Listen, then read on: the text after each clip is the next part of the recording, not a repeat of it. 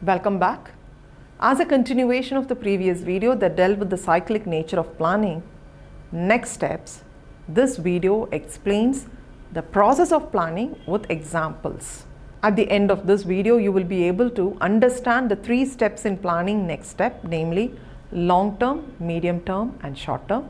Infer the cyclic nature of the plan towards the next step through situational examples. Thorough observation by sparing enough time to think and reflect of what a person as a facilitator has seen and heard serves as a prelude to plan the next step for a child based on his or her potential and weakness. Observation is said to be a powerful tool of all methods, mainly while working with children in their early years. The observation followed by assessment reports of the educator should be supported with the information from parents and even other shreds of evidence like photographs, experiences and interactions, recordings and reports. Then comes the 3rd step of planning, the next step.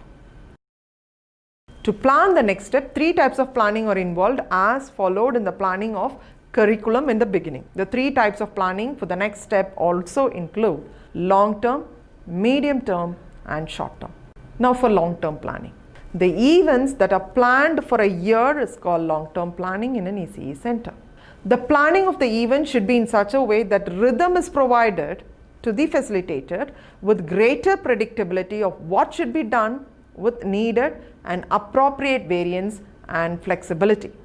Long-term planning should give structure to the facilitator that helps her to identify the next level and area of learning specific to each child, the critical areas of supporting the level and the area of learning, and the balance of opportunities for encouraging children to benefit from play. The play activities balance denotes a balance between free chosen play activities and the well-planned adult-led activities. Then, what to do in medium-term planning? Well-planned long-term planning informs a facilitator regarding the process of medium-term planning. Medium-term planning is outlining the program for 2 to 6 weeks at a time. The medium-term planning for the objective of deciding the next step should focus on charting out a plan of topics or themes to be covered to further their learning, considering changes in the daily routine of the child, namely the meal time and the sleeping time as a step further in the process of learning, adequacy of resources within the learning environment to further the learning potential of the child. And the resources might include the play area, self-storage area, equipment corner, book corner, etc. Having an observation area to identify the child's needs and desires and check on with any mismatches also comes under the medium term. Now, what is short-term planning? With effective medium-term planning, the facilitator can focus really in a proper way towards the short-term planning. Do remember that it is at this level that you as a facilitator keep a check on the needs of every child in the group if met. Short-term planning involves setting out what is to be included on a day-to-day basis within the outline framed in both the long-term and medium-term planning. The short-term planning also should be based on the previous day's experiences and organized in such a way that the needs of every child are met. The facilitator should focus on the weekly plan of plans, the observational findings and its follow-up activities based on the interest and needs of the child, getting ready with resources that are needed to accomplish the desired activity of the day, the resources that might include the space requirement, health and safety issues, the arrangement made for children as a group with varied ability and interest. These are the jobs of short-term planning. In short, the following illustration gives the different types of frame planning in the term of long-term, medium-term and short-term with an overview of learning themes, specific learning aims, details of the indoor and outdoor setting and meeting the child's needs. Let us look into the illustration. The first step is long-term planning, which covers early childhood curriculum ethos, overarching aims for the learning themes, events and celebrations for the whole year. And then followed by medium-term planning, which involves specific learning goals and objectives, learning activities and experiences, assessing children's needs and interests, outdoor events and indoor activities. Then comes the short-term planning, which deals with the previous day of experiences and observation, specific objectives or goals for a week and even for a day, learning activities and experiences for that week or for the day, and the weekly task of educators, and of course, the weekly assessment. The mantra of planning next step for children in the early years is abbreviated as PLOD, which is called as the Possible Lines of Development by Sarah, a childminder.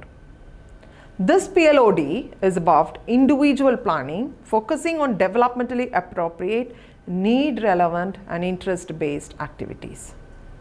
A lot of next steps happen automatically by an increase in age, as the definition of maturation talks about. However, certain other steps might need a practice that varies from simple to complex level of learning.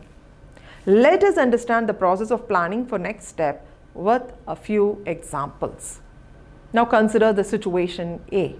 Here the observation is Kumar, a child, is sitting on his cycle. What would be the assessment now? The situation of sitting on his cycle can be linked to one of his milestones of physical development and suggests that the next step is ready to learn to pedal the cycle. And how can you plan for next step? Provide opportunities to use a cycle very often and offer time and space that encourage pedaling. This type of planning next step does not happen overnight. It needs a lot of effort and practice, and hence it is called long-term planning. Now consider the situation B that involves a child named Karthik. Observation: Karthik, when asked to paint on a large sheet of paper, was found to paint straight lines from top to bottom and again from bottom to top. The liking towards straight lines is also affirmed through other observations. Now, how can a facilitator assess the child? Karthik is good in learning trajectory schema. Trajectory schema is nothing but the schema of straight lines. This is what a facilitator's assessment should be. This schema, when linked with the physical development of the child, the educator can decide that the child will also be able to climb, jump or run with ease. On the whole, he can be a physically active person. So how to plan next step? Provide opportunities to promote the schema in the physical domain, namely throwing things up, jump and ride cycle up and down the path, etc. This next step is that which draws a line between the interest based on schema developed by a child and the physical development related to the schema. Hence, it would become a kind of medium-term planning. Now on to the third situation, which deals with a child called Sharon. The observation is that Sharon comes to the early learning center on a Monday morning with a toy lion after visiting a zoo during the weekend. The assessment is that the child thinking is still into the zoo animals and tries to understand them more and more. So, as a facilitator, what can you do for the next step?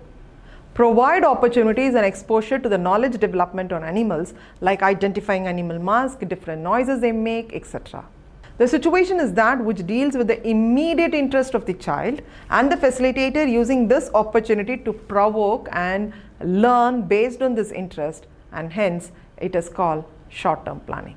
And now to conclude. Planning for the next steps in every stage of early childhood care and education should not be a random action or a generalized one.